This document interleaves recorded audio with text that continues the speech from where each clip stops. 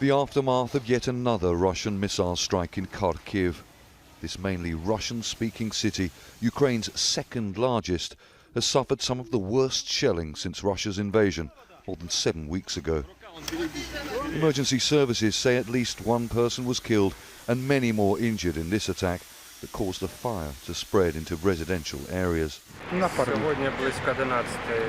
Around 11 o'clock today, the emergency services received a message that an enemy missile had hit a 5-story administrative building. A rescue team and tanker trucks was dispatched to the scene. In the town of Trotsyanets, in the Sumy region northwest of Kharkiv, families gathered to mourn some of the latest victims. The UN says that more than 1,900 civilians have been killed, including at least 162 children, since the war started. Russian forces laid mines in the cemetery before withdrawing from the area a couple of weeks ago. A father cries over his dead son's grave.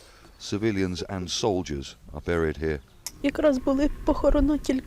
held a funeral for my son when they liberated Trotsyanets. We were afraid, thinking maybe some of the Russian fascists are still here and they'll blow up the grave. We put a photo of him there, how he always was, always smiling, always cheerful, always positive. Hundreds of kilometers away in the western city of Lviv, where local authorities say 4 Russian missiles were intercepted on Saturday morning, volunteers prepared humanitarian aid. Please do not stop helping us, do not stop providing us with humanitarian assistance, because more and more people are fleeing their homes and they need your help. Please don't stop helping us. After a second attack in 2 days on a Ukrainian weapons facility in the capital Kyiv, the Ukrainian military warned of potentially more to come. Due to the presence of Russian warships armed with sea-launched cruise missiles in the Black Sea, there is an increased threat of the occupiers using missile arms against the defense industrial facilities and logistics infrastructure of our state.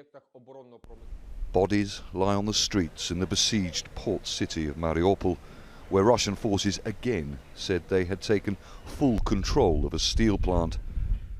The Ukrainian army denies that, saying Marines and members of the Azov battalion are still defending their positions in the giant Soviet-built factory, in a city almost completely destroyed and from where thousands of civilians have been unable to escape. The Ukrainian President Volodymyr Zelenskyy is warning Russia not to, in his words, eliminate the last remaining Ukrainian soldiers inside the besieged city of Mariupol, or it will be the end of peace talks.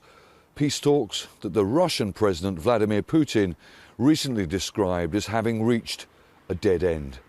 Stratford, Al Jazeera, Kyiv.